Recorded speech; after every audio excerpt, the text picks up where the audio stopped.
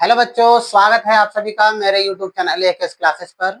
जैसा कि अपने लोगों ने पिछली क्लासेस में एक्सरसाइज 1.1 को कितनी बेहतर और शानदार तरीके से कवर किया है, ठीक है, उसी तरीके से आइए एक्सरसाइज 1.2 को सरल से सरल मेथड में अपने सभी समझते हैं। ठीक, जैसा कि बेटा क्वेश्चन आपका कह रहा है, सिद्ध करो कि √5 एक अपरिमेय संख्या है।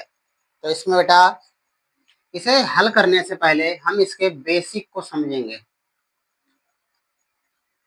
बेसिक में क्या क्या बातें बेटा समझना है। अपरिमेय समझने से पहले अपने लोगों को परिमेय के बारे में जानना पड़ेगा। परिमेय और स्टूडेंट्स अपरिमेय, ठीक है, इन सभी के बारे में जानना अति आवश्यक है। तभी अपने लोग जान पाएंगे कि आखिर ये √5 एक अपरिमेय संख्या क्यों है। हालांकि जब हम ये बताएंगे आपको तो आप ये डिसाइड तो कर सकोगे कि हाँ ये √5 एक अपरिमेय है, लेकिन ये फिर भी डिफाइन नहीं कर मिलेगा कि आखिर क्यों, कैसे। वो ये पूछना चाह रहे हैं कि आखिर क्यों, कैसे, आप किस बेस पर कह सकते हो कि ये √5 एक अपरिमेय संख्या है। तो उसको क्लेरिफाई करने के लिए सबसे पहले बेसिक को जानना अति आवश्यक है। तो बेटा परिमेय संख्या क्या होती है। परिमेय संख्या वो सारी संख्याएं होती हैं जो बेटा नॉर्मल हैं। नॉर्मल से मतलब है कि जो 1, 2, 3, 4, ठीक है, डॉट डॉट डॉट ऐसे 9, ठीक है।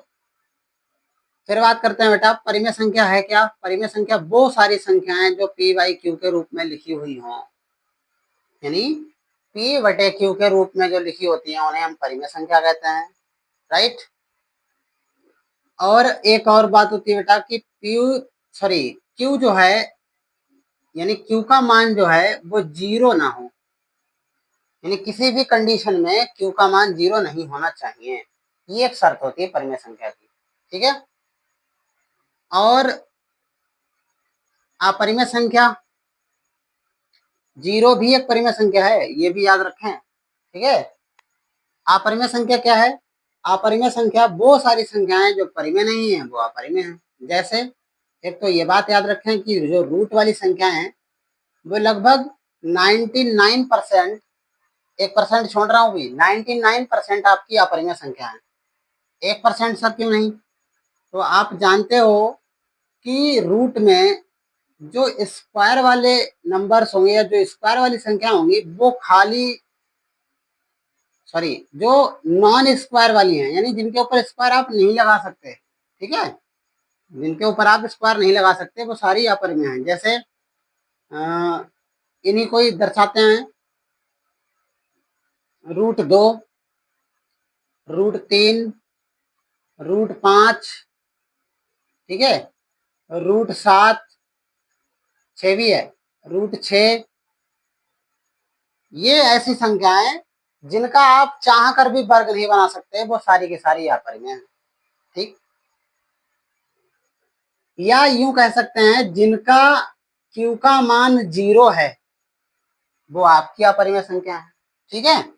विशेष रूप से याद रखें सभी के सभी विद्यार्थी।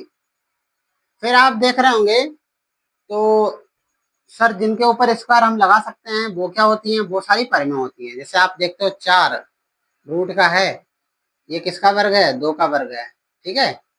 तो 2 के वर्ग से कट जाएगा, ये नॉर्मल निकल आएगी, लो। ऐसे √9, √25, √16, ये सारी क्या है विद्यार्थियों, ये सारी की सारी आपकी परिमेय संख्याएं हैं। कभी कभी आपको ऐसा भी देखने को मिल जाता है कि परिमेय और अपरिमेय साथ में होती हैं। क्या होती हैं, परिमेय अपरिमेय साथ में होती हैं। तो परिमेय अपरिमेय साथ में, जैसे मान लेते हैं यहाँ लिखा हमने 2 प्लस का √2, राइट। आप लोग देख रहे होंगे कि एक आपकी क्या है, परिमेय है सर, दूसरी अपरिमेय है। तो आखिर हम इनमें कैसे डिफरेंट करें। तो आपको बताता चलूं जानकारी के लिए कि परिमेय और अपरिमेय के बीच में, अपरिमेय आपकी पहले हो सकती है, कोई दिक्कत नहीं है, लेकिन परिमेय ज्यादातर पहले लिखी होती है, ठीक है। परिमेय अपरिमेय के बीच में अगर प्लस हो, माइनस हो, गुणा हो या भाग हो, हमेशा इसका क्या होता है, अपरिमेय मान होता है। ये बात बिल्कुल याद रहनी चाहिए, ठीक है। क्लियर है, आगे बढ़ें। ठीक, अब इसे सिद्ध करने के लिए अपने पॉइंट लिखते हैं, एक एक पॉइंट लिखते हैं, जरा ध्यान से देखें। तो थोड़ी देर के लिए मान लेते हैं, जैसे हमने कहा कि अपरिमेय के बारे में ज्यादा से डिटेल नहीं है हमारे पास, लेकिन परिमेय के बारे में बहुत सारी डिटेल है, राइट। तो जो परिमेय के बारे में डिटेल है, और एक जानकारी के लिए बता दूं, और वो सारे नंबर्स, परिमेय संख्या क्या होती है, परिमेय संख्या वो भी होती हैं, ठीक है, इधर दिखाई दे रहे हैं, जिनके गुणनखंड, गुणनखंड रहने तो यहाँ पर भाजक समझ लो, जिनके भाजक सेम ना हो, जिनके भाजक सेम ना हो, ऐसी संख्या आपकी परिमेय कहलाएंगी, ठीक है। क्या कहलाएंगी, परिमेय कहलाएंगी। और जिनके भाजक डिफरेंट निकले,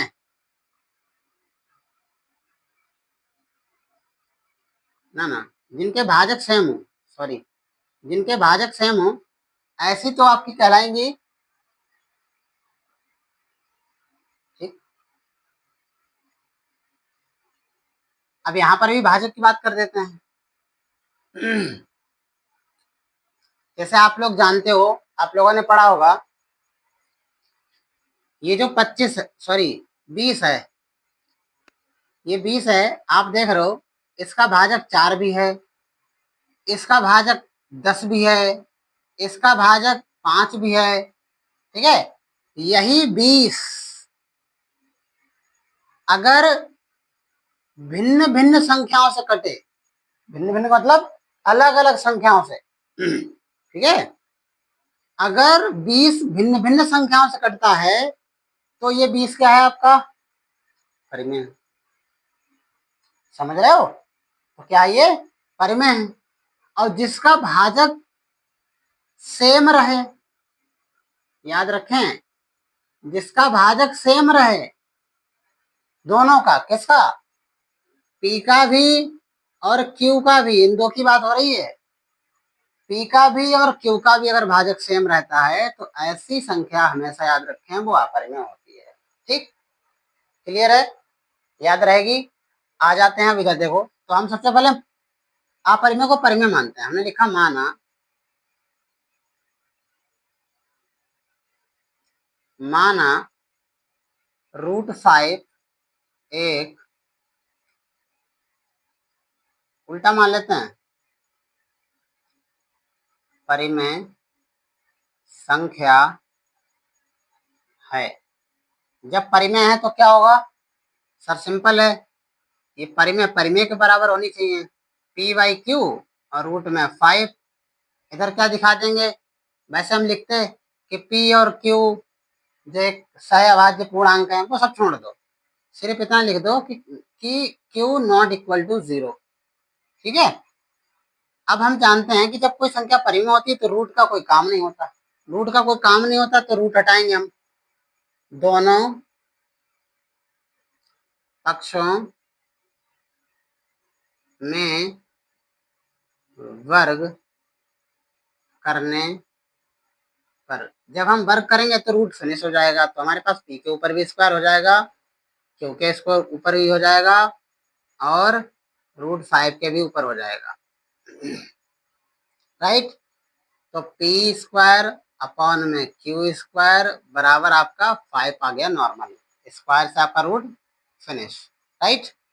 अब ये पी कहाँ चलाएगा, बटे में, तो पी आ जाएगा p² 5 और क्यू चला जाएगा इसकी जगह पर, तो ये हो गया आपका समीकरण 1, राइट है। अब आप जानते हो कि p जो है, यहाँ लिखेंगे चूंकि p² 5 से विभाज्य है या भाज्य है, लिख देते हैं भाज्य है। ज्यादा डीपली नहीं जाना है, डीपली जाओगे तो आप बह जाओगे, बस ये समझो कि हम क्या कर दे रहे हैं कि एक बार हम p को बगैर स्क्वायर लगा के यही लाइन फिर से लिखे दे रहे हैं, भाज्य होगा, भाज्य होगा। और आप जानते हो जब ये भाज्य होगा तो कुछ ना कुछ तो निकलेगा, यानी कि p है वो अगर 5 से भाज्य होगा तो 5 का कुछ तो पहाड़ा पड़ा होगा। थोड़ी देर के लिए मान लेते हैं k बार पड़ा है, आप x y z जो भी चाहो वो मान सकते हो, बट मैंने क्या लिखा कि p बराबर जो 5 का पहाड़ा पड़ा है वो बेटा k बार पड़ा है, राइट। अब ये p का मान हो गया आपका। अब p का मान कहाँ उठा कर रखे दे रहे हैं, समीकरण 1 में, तो हम यहाँ पर लिख लेते हैं, यहाँ लिखे दे रहे हैं ध्यान से। हमने लिखा p का मान समीकरण 1 में रखने पर, जब समीकरण 1 में रखेंगे तो कंडीशन क्या होगी, ये p हट जाएगा, यहाँ पर आ जाएगा 5k का स्क्वायर पूरे का, और नीचे आ जाएगा आपका 5 स्क्वायर, सॉरी 5 ऐसे रहेगा क्यू स्क्वायर, 5 एक बार फिर 2 बार, यानी 5 को डबल बार कर दिया, के एक ही बार रखा है, यहाँ 5 है, बराबर आपका क्यू स्क्वायर। 5 से ये 5 कैंसिल, ये 5 5 चले जाएंगे बटे में, तो हो जाएगा के स्क्वायर बराबर क्यू स्क्वायर बटे 5, समीकरण 2। ठीक है, क्या लिखेंगे, लिखेंगे हम कि क्यू स्क्वायर कामा 5 से भाज्य है। फिर नॉर्मल क्यूब की भी बात कर लेते हैं, क्यू भी या क्यू नॉर्मल क्यूब 5 से भाज्य होगा। जब भाज्य होगा तो आप सभी जानते हो बच्चों क्या, कि हमने देखा, हमने कहा था कि अगर सेम नहीं निकलते हैं, ठीक है, तब तो परिमेय है, अगर सेम निकल आए तो क्या है ये अपरिमेय है। तो हम लिख सकते हैं अतः समीकरण 1 व 2 से, 1 व 2 से क्या हमने देखा कि P कामा Q के, ठीक है, समान समान भाजक प्राप्त हुए।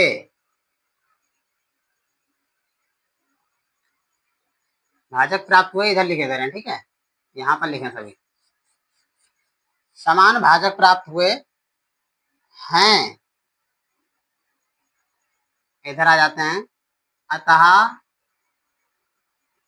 हमारा मानना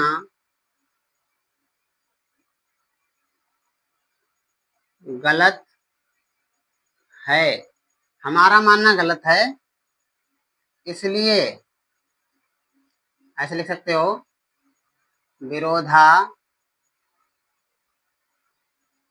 विरोधाभास से